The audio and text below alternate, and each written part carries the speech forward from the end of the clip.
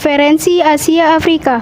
Konferensi Asia Afrika diselenggarakan pada tanggal 18 hingga 24 April 1955 di Gedung Merdeka Bandung.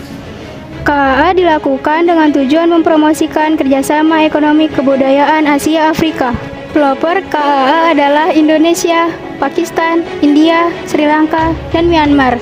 Dalam kegiatan ini, ada 29 negara yang mengikuti kegiatannya. 10 poin hasil pertemuan ini kemudian tertuang dalam Dasasila Bandung yang berisi tentang pernyataan mengenai dukungan bagi kerukunan dan kerjasama dunia. Peran Indonesia dalam Konferensi Asia Afrika. Indonesia ikut memprakarsai dan sebagai tempat penyelenggaraan Konferensi Pancanegara II yang berlangsung pada tanggal 28 sampai 29 Desember 1954 di Bogor. Indonesia ikut memprakarsai dan sebagai tempat penyelenggaraan Konferensi Asia Afrika. Misi Garuda atau kontingen Garuda. Misi ini dilakukan untuk membantu menyelesaikan sengketa di daerah-daerah.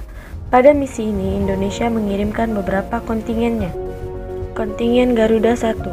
Pasukan Garuda 1 tahun 1956 dikirim ke Sinai untuk meredakan krisis Timur Tengah terkait dengan masalah nasionalisasi terusan Suez yang dilakukan oleh Presiden Mesir pada 26 Juni 1956. Situasi ini mengancam perdamaian dunia sehingga Dewan Keamanan PBB turun tangan.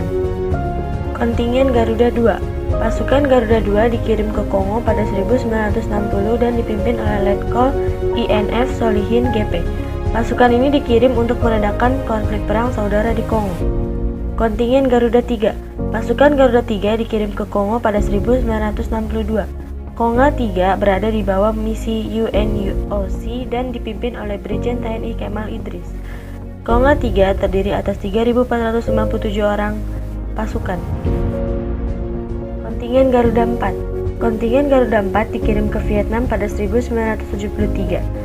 Konga 4 berada di bawah misi ICCS dan dipimpin oleh Brigjen TNI Wiyogo Atmodarminto yang merangkap Deputi Militer Mistriga dengan kekuatan 294 orang yang terdiri dari anggota ABRI dan PNS Departemen Luar Negeri. Tugas kontingen Garuda 4 adalah mencegah pelanggaran-pelanggaran, menjaga status quo, mengawasi evakuasi pasukan dan alat-alat perang, serta mengawali pertukaran tawaran perang. Deklarasi Juanda. Insinyur Haji Raden Juanda Kartawijaya adalah Perdana Menteri Indonesia ke-10. Ia mencetuskan Deklarasi Juanda pada tanggal 13 Desember 1959. Deklarasi ini dilatar belakangi oleh tuntutan pimpinan Departemen Pertahanan Keamanan Republik Indonesia tahun 1956 yang merasa hukum laut Indonesia saat itu yang berdasarkan Zenen Maritimi Kringen Ordonanti atau Ordonasi Laut dan Daerah Maritim. Tahun 1939 dari Belanda tidak menguntungkan kepentingan wilayah Indonesia. Akhirnya, melalui Deklarasi Juanda, dinyatakan bahwa laut teritorial Indonesia berjarak 12 mil. Laut diukur dari garis-garis dasar yang menghubungkan titik terluar dari pulau terluar. Agar diakui oleh negara lain, deklarasi ini juga diperjuangkan dalam forum internasional melalui Konvensi Hukum Laut atau lebih dikenal sebagai UNCLOS United Nations Convention on the Law of the Sea yang diadakan oleh PBB. Deklarasi Juanda baru dapat diterima di dunia internasional setelah ditetapkan dalam Konvensi Hukum Laut PBB yang ketiga di Montego Bay, Jamaika pada tahun 1982.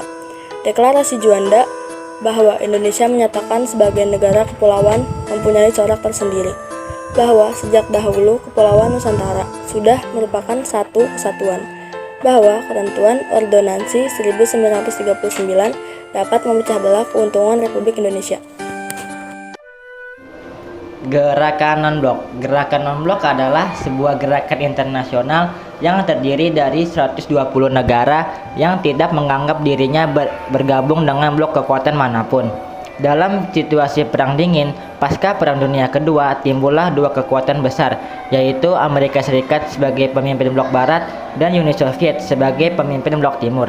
Dalam situasi tersebut, maka muncullah kelompok yang tidak ingin memihak pada salah satu kekuatan blok dan tetap menjalin hubungan dengan keduanya. Gerakan non-blok dibuat untuk membentuk suatu gerakan, bukan organisasi, untuk menghindarkan diri dari implikasi demokrasi dalam upaya membangun kerjasama antar negara.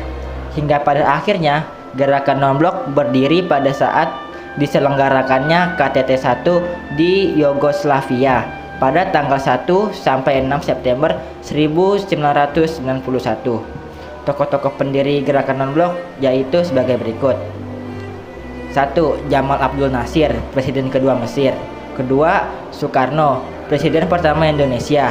Ketiga, Kwame Nkrumah, Presiden pertama Ghana.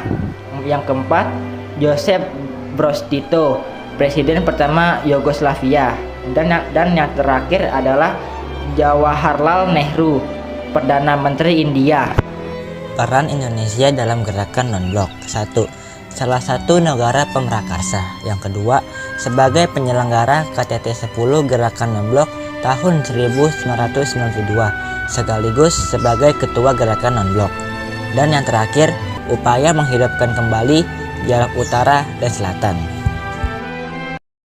ASEAN, Association of Southeast Asian Nations. ASEAN merupakan organisasi geopolitik dan ekonomi dari negara-negara di kawasan Asia Tenggara. ASEAN berdiri pada tanggal 8 Agustus 1967 berdasarkan Deklarasi Bangkok dengan 3 pilar utama yaitu ekonomi, sosial budaya, dan keamanan. Pembentukan ASEAN dipelopori oleh 5 negara yaitu Indonesia, Singapura, Malaysia, Thailand, dan Filipina. Kemudian negara-negara lain ikut bergabung seperti Kamboja, Vietnam, Myanmar, Laos, dan Brunei Darussalam. Selain menjadi pelopor, Indonesia juga pernah menjadi pimpinan ASEAN. Pada masa kepemimpinannya, Indonesia telah berhasil menyelenggarakan serangkaian pertemuan seperti ASEAN Ministerial Meeting dan ASEAN Regional Forum. Selain itu, Indonesia juga aktif dalam mengikuti kompetisi di kawasan Asia Tenggara. Indonesia sudah menjadi tuan rumah SEA Games sebanyak 4 kali dan tercatat menjadi juara umum 10 kali. Organisasi Kerjasama Islam. Organisasi Kerjasama Islam atau disingkat OKI didirikan pada 25 September 1969. Berdasarkan deklarasi Rabat di Maroko sebagai reaksi pembakaran Masjid Al-Aqsa pada 21 Agustus 1969.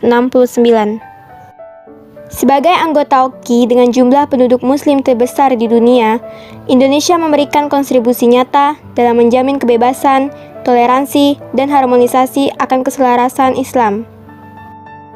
Tujuan Organisasi Kerjasama Islam: memperkokoh solidaritas di antara negara anggota, kerjasama dalam bidang politik, ekonomi, sosial, budaya, dan iptek, menentang diskriminasi rasial dan segala bentuk penjajahan, menciptakan suasana yang menguntungkan dan saling pengertian di antara negara anggota. Peran Indonesia. Tahun 1996, Indonesia menjadi tuan rumah konferensi tingkat menteri atau KTM OKI ke-24 di Jakarta. Tahun 1993, Indonesia menerima mandat sebagai Ketua Komite OPSIC yang bertugas memfasilitasi perundingan damai antara Moro National Liberation dengan pemerintah Filipina. Indonesia memberikan kontribusi reformasi OKI sebagai wadah untuk menjawab tantangan umat Islam memasuki abad ke-21.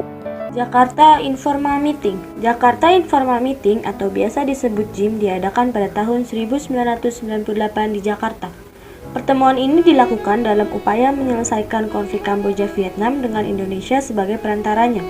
Jakarta Informal Meeting telah dilaksanakan sebanyak 3 kali di antara tahun 1988 sampai 1990. Negara-negara yang mengikuti JIM juga merupakan negara anggota dari ASEAN, yaitu Brunei Darussalam, Kamboja, Indonesia, Laos, Malaysia, Myanmar, Filipina, Singapura, Thailand, dan Vietnam. Jakarta Informal Meeting 1 diadakan pada tanggal 25 sampai 28 di Bogor. Pemerintahan Koalisi Demokratik Kamboja mengusulkan 3 tahap rencana penyelesaian perang Indonesia, yaitu 1.